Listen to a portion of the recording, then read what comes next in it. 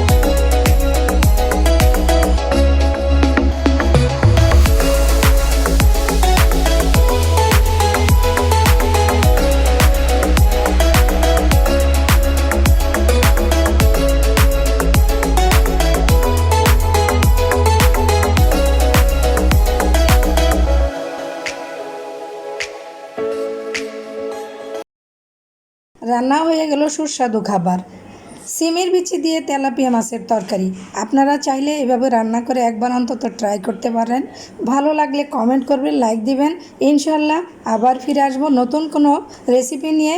এই পর্যন্ত সবাই ভালো থাকেন, সুস্থ থাকেন। আল্লাহ হাফেজ। আসসালামু আলাইকুম।